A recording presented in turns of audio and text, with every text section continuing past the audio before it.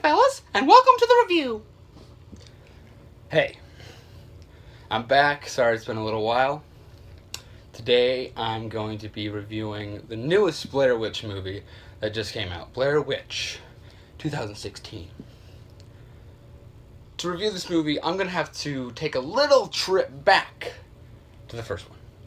The first one I just recently saw 2 weeks ago, so I can't say that I've seen it, like I loved it or anything. I actually didn't like it. I didn't like the first Blair Witch. Here's why. The first Blair Witch is a obvious product of the times. I'm sure back when it first came out, it was terrifying. I understand that. Because people didn't have total access to the internet. They didn't know that, hey, maybe this isn't real. You know, all this marketing was saying, hey, it's real, and that's got to be terrifying just to watch that and think, oh my gosh, what did they go through? For the most part, it's just nothing happens. And I understand the art of subtlety, but there's a point where it goes too far to where, okay, something needs to happen at least, right? I mean, the trees were legitimately a little terrifying. The hair part, which you could barely even tell what it was. You're just trying to look, and then she keeps moving the camera. It's like, I want to see what that is. I want to know what's scaring you. I want to know so it can terrify me. That's what's going on. It's the whole movie is built on tropes. It's built on what was popular back then. It's not that's not how you build a movie. It's just kind of an advertisement thing that just became this huge phenomenon. Getting off track here. This is all leading into why I really loved the new Blair Witch movie, okay? Didn't bother to see the second one. Everybody says it's garbage. I'm going to take their word for it. Okay, so, Blair Witch, the things I liked about it. Let's go in there.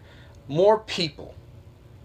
Because when you have a horror movie, people need to suffer or die in order for us to understand how horrible the situation that they're going through is.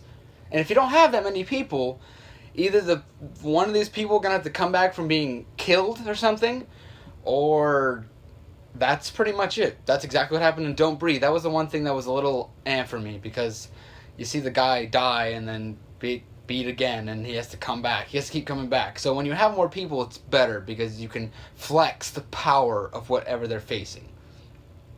And that's very apparent when we see Lane, the guy that had took the video and showed it on YouTube, and that took them into the woods with his girlfriend. They are meant to be those people that the witch can show her power, and that's what they're meant to be. I like the more people. I like the characters. The characters are likable enough.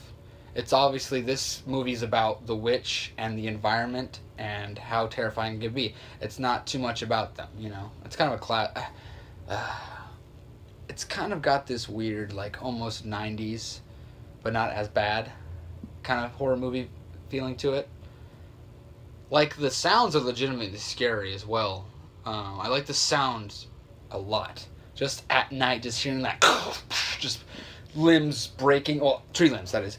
And I like the inclusion of the technology, because a lot of people have tripes about, hey, why would you keep filming? Why don't you just drop the camera and get the fuck out of there? It's like, that's you're right. Why would you do that? So the introduction of the ear cam, at least into the movie, is a really good idea. And I wish they could have used the drone more, but it was a good idea nonetheless. Because, if you would have had a shot of the witch, just a little shot, just a little glimpse up high, that would have been terrifying or something. And then the part when they wake up and everything around them is in that stick formation figures, that's intense. That's scary. Let's see. I really loved the ending. You know what? I loved the ending. Here's why. The witch is shown, but not too much. There it is. Subtlety. Just like anybody that's going to preach about how good the first one is, subtlety. There it is. They showed it. There's payoff, but it's subtle, which I really love. You can give or take the design of the witch. It's just, your Wendigo, your pale or your skin colored Slenderman, but that's still a terrifying design, which is why it keeps being used over and over again. I really enjoyed that. And through the house, that was crazy. What I'm picking up is that the witch has the power to control the time in the woods, so you can be just in a time paradox. Because when he looks in the house, spoiler warning, by the way. Anyway, when he looks in the house, he sees his sister running around the upstairs, up on the top,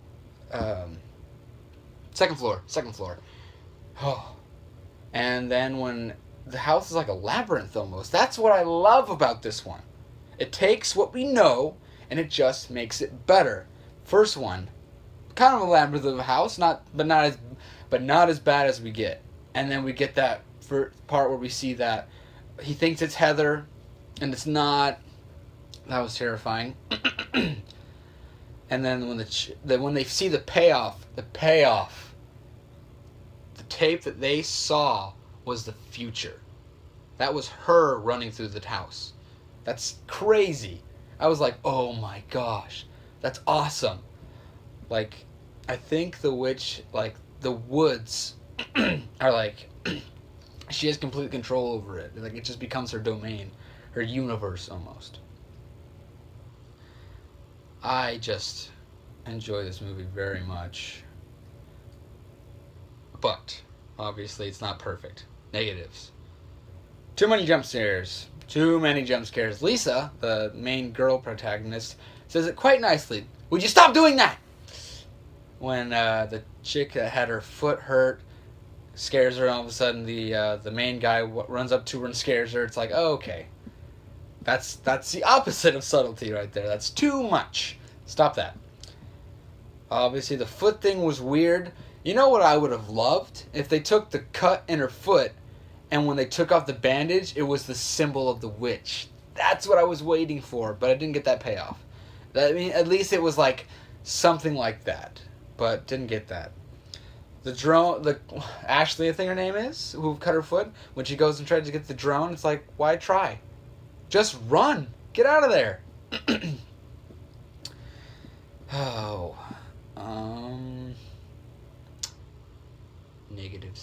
Negatives. Obviously, the one thing we have to look at is the ending. The very, very end. How it's identical to the first one. And I get it. I totally get it. You want to differentiate yourself.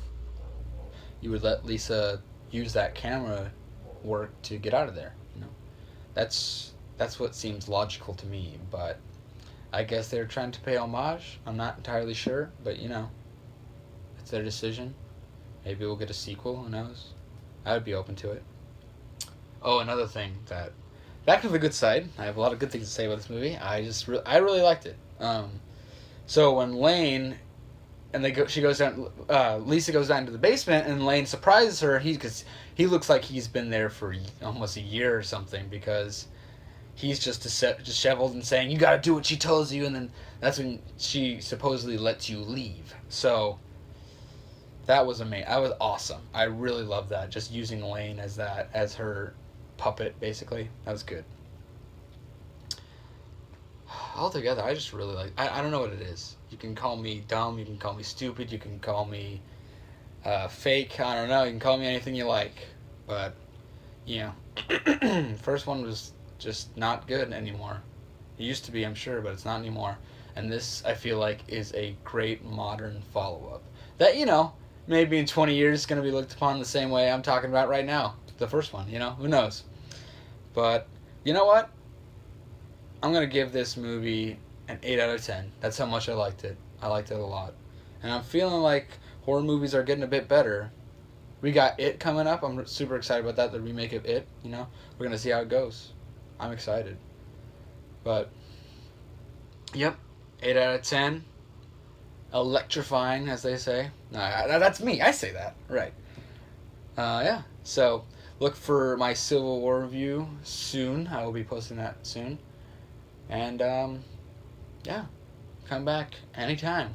I'll be here. You'll be here.